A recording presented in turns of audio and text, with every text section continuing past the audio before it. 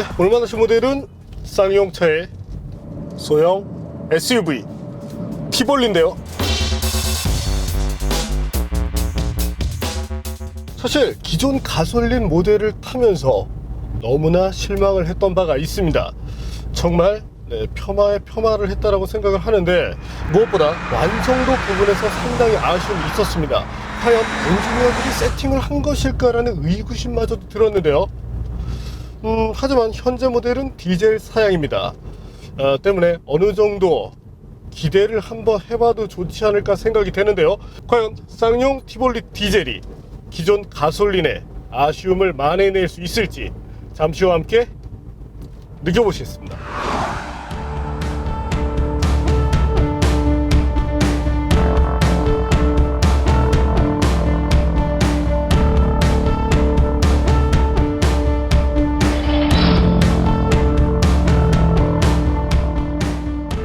티볼리의 인기가 대단합니다.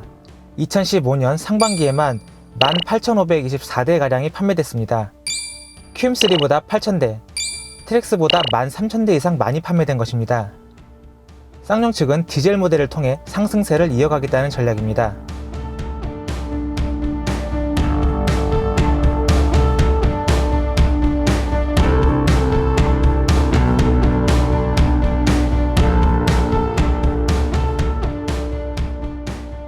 티볼리 디젤의 실내의 모습은 가솔린과 똑같습니다. 뒷면에 XDI 배지가 추가된 정도입니다. 실내도 계기판의 타코미터만 제외하면 동일한 모습입니다. 확실히 경쟁 모델과 비교해도 화려한 모습이 잘 부각되고 있습니다. 물론 가솔린 모델 대비 일부 구성이 다르긴 합니다. 중간 트림인 VX 모델에는 운전석 무릎 에어백과 18인치 다이아몬드 커팅휠 등이 추가되어 있습니다. 이는 가솔린 모델에서 75만원에 달하는 옵션입니다. 상가 트림인 LX에는 HID 헤드램프와 헤드램프 각도 조절 장치가 추가됩니다. 가솔린 LX 최고급형에 해당되는 구성입니다.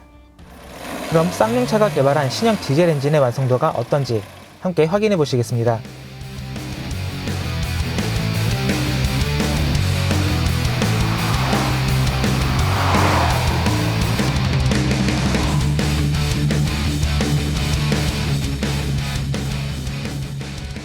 네, 그럼 지금부터 쌍용 티볼리 디젤과 함께 달려보죠. 네, 소비자의 층을 감안해서 주행 안전장치는 켜져 있는 상태로 주행을 해보겠습니다. 상황에 따라서 변속기를 수동 모드에서 조작을 할 텐데요. 이 한국 GM도 그렇고 쌍용도 그렇고 이 토글 스위치를 참 좋아하는데, 원가가 좀 다소 들더라도 조금 제대로 된 그런 수동 모드를 지원해 주시면 어떨까 이렇게 생각이 되네요. 네, 한번 달려볼까요? 네, 우선 차가 달려나갈 때의 느낌, 가솔린보다는 확실히 여유로운 그런 힘이 느껴집니다. 아무래도 마력보다는 토크에 따른 이점이라고 할 수 있을 텐데요. 그 때문에 주행을 할 때의 만족도에서는 분명히 가솔린을 압도한다라는 느낌을 보여주게 됩니다.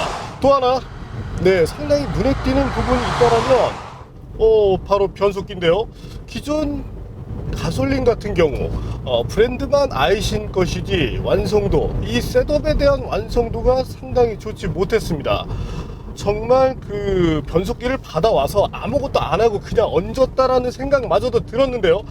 때문에 쌍용 엔지니어들이 모두 휴가라도 갔는 줄 알았습니다. 반면 디젤은 그보다 뒤에 출시됐기 때문인지 완성도 부분에서 나은 모습을 보여주고 있는데요.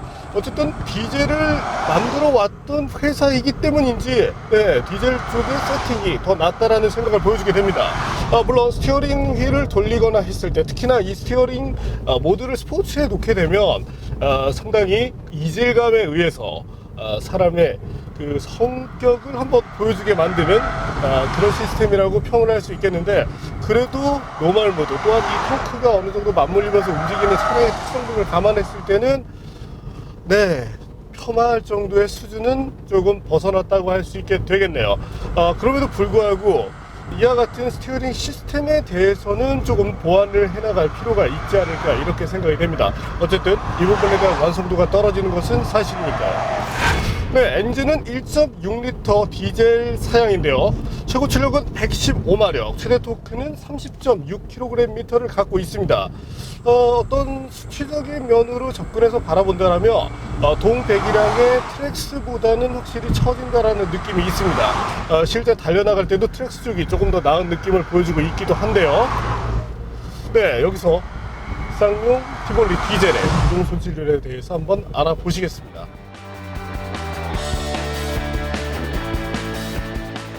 네, 그래도 터보차저를 사용하는 디젤 엔진의 특성상 어느 정도 수긍할 정도의 성능이 나오고 있다고 생각이 되네요.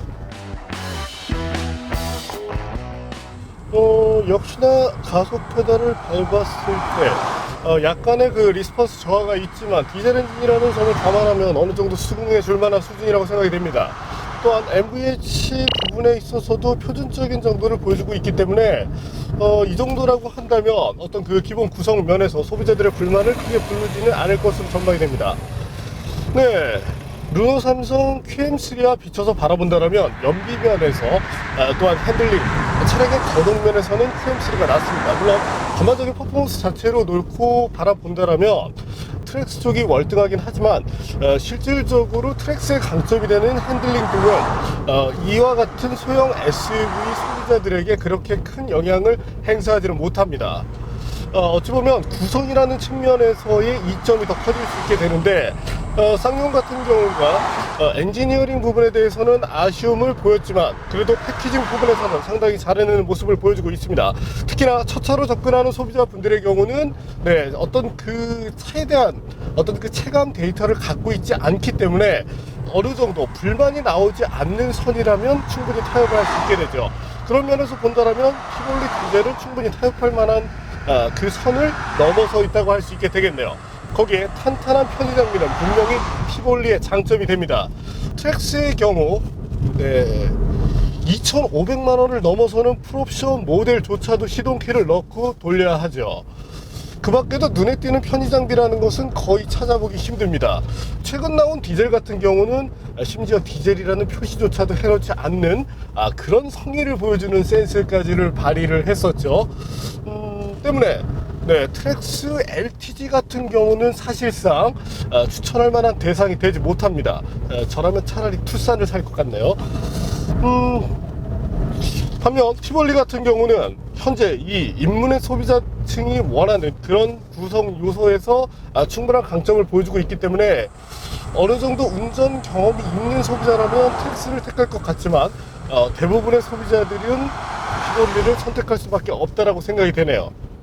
어쨌든 쌍용차 입장에서 여러 가지를 가져갈 수 없었다면 차라리 대중에게 어필하기 쉬운 이런 장비를 선택한 것에 대해서는 칭찬을 해주고 싶습니다. 어쨌든 시장에서는 판매량이 모든 것을 얘기해 주기 때문이죠.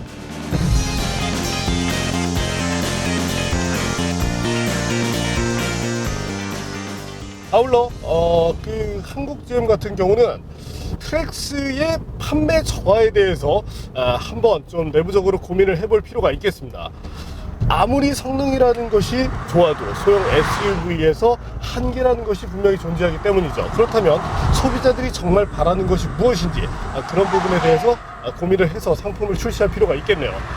조금 있으면 르노 삼성의 QM3 역시 유로6 엔진을 얹게 되죠. 출력도 상승하게 됩니다.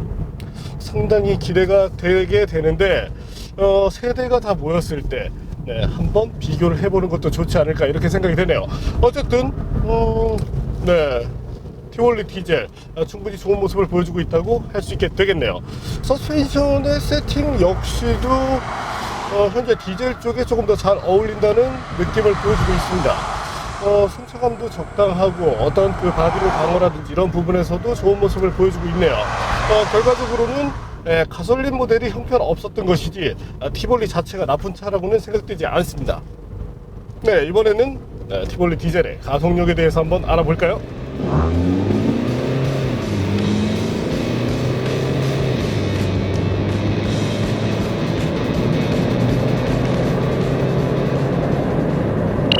아무래도 그 텍스 디젤보다는 다소 처지지만 QM3보다는 소폭 빠른 정도의 모습을 보여주고 있네요. 이번에는 제동력을 한번 알아볼까요? 네, 사실상 제동력은 아쉬운 부분이라고 할 수 있게 됩니다. 타이어 쪽에서 미끄러짐이 상당히 심하다고 생각이 되는데요. 향후에 이 타이어를 좀 업그레이드 할 필요가 있지 않을까 생각이 됩니다. 물론 일반적으로 시내에서 이용하시는 소비자분들께서는 굳이 타이어를 교체할 필요까지는 없겠고요. 강한 제동력이 들어갔을 때 이때 브레이크 밸런스는 그렇게 좋지 못합니다. 저희 쪽 패널이 테스트 하시는 장면을 보고 계신데요. 현재처럼 다소 불안해질 수 있기 때문에 급제동에 대한 이 리스크가 있다는 점은 감안하실 필요가 있겠네요. 네, 이번에는 연비 부분에 대해서도 한번 알아볼까요? 네, QM3와 비교를 했을 때 약간의 격차가 있고 트랙스와 비교를 한다면 뭐 사실상 유사 수준이라고 할 수 있게 되겠네요. 향후에 기회가 되면 저희가 세 대를 모았을 때 그때 연비 대결을 한번 펼쳐보도록 하죠.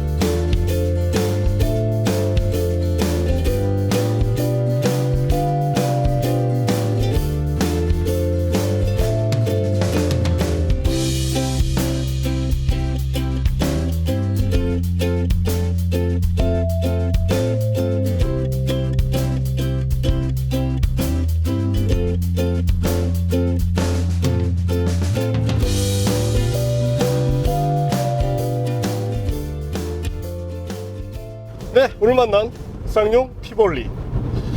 사실 가솔린 모델은 제게 있어서 최악의 소형 SUV였습니다. 어떻게 이렇게 만들다만 이런 차를 시장에 내다 팔 수 있을까라고 생각을 했었지만 그래도 소비자들에게는 좋은 반응을 얻었죠. 아무래도 편의 장비의 영향 때문이겠죠. 반면에 뒤늦게 출시된 티볼리 디젤 같은 경우는 완성도 부분에서 조금 더 나아진 모습을 보여주고 있습니다. 이 정도라고 한다면 타사 모델과 붙여서 바라보더라도 충분히 경쟁력을 가져갈 수 있다고 할 수 있게 되겠네요. 특히나 가격 대비 구성면에서는 뭐 단연 최고를 달리고 있고 또 퍼포먼스 부분에 있어서도 중립적인 모습을 보여주고 있기 때문에 제 입장에서 대중한테 추천을 드린다면 티볼리 디젤 쪽을 좀 더 추천을 드리게 될 것 같습니다. 반면 핸들링이라든지 어떤 퍼포먼스 이런 부분에 약간 더 비중을 두고 싶으신 분들의 경우라면 트랙스 쪽이 낫긴 하고요. 단 편의 장비가 형편없기 때문에 의미 없는 LTG 트림을 선택하기보다는 LS 혹은 LT 트림 정도에서 타협을 하시는 것이 좋겠네요. 어쨌든 소형 SUV를 찾아보니까 3사의 어떤 상품에 대한 얘기가 너무 많이 나왔는데 다음 기회에 한번 3사 모델을 비교해 보도록 하겠습니다. 네, 오늘은 가솔린 모델 대비 완성도와 연비를 개선함으로써 소비자의 만족감을 끌어내고 있는 티볼리 디젤을 만나봤습니다.